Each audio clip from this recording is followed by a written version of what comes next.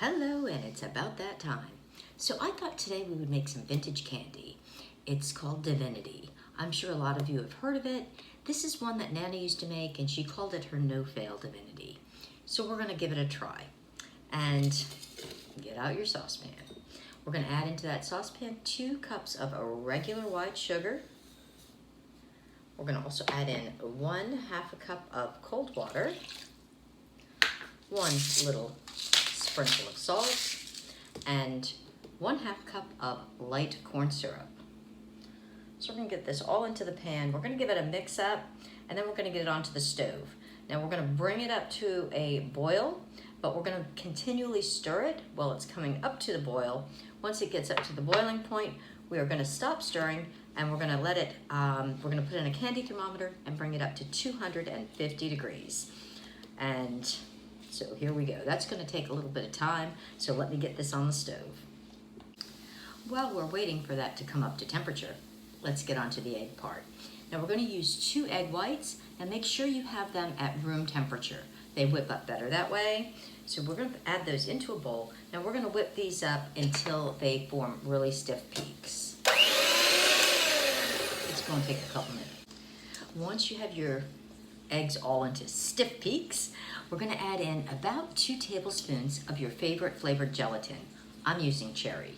So you're gonna add that in. Now we're gonna whip this all together and make sure that it's still nice and stiff.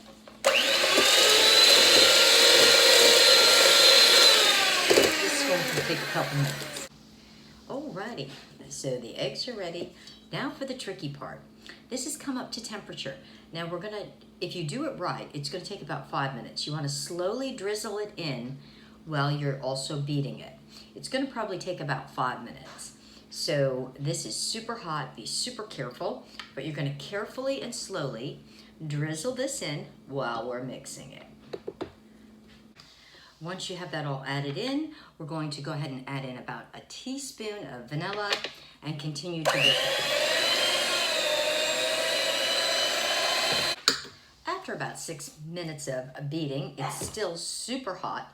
We're gonna add in about 3/4 cup of chopped nuts, whatever type you choose. I'm using walnuts, but you can use whatever you want, and just give it a quick beat together.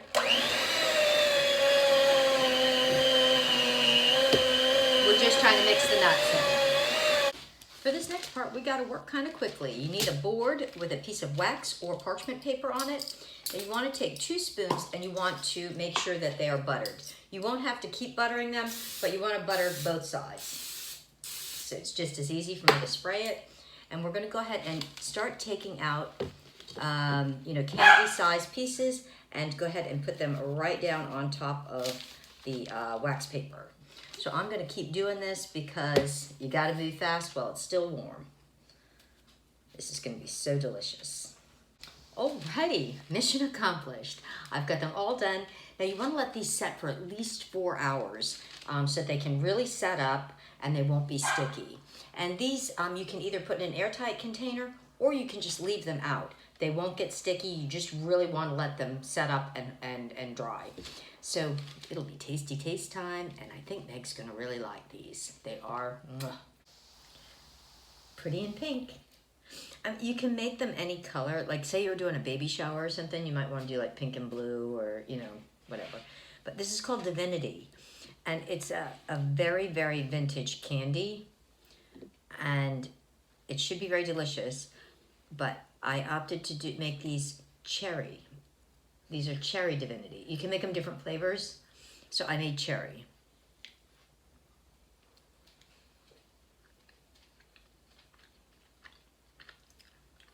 I love the texture.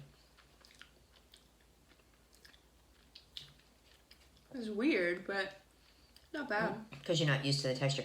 It's almost nougaty. I was gonna say, it's just like a fruity nougat.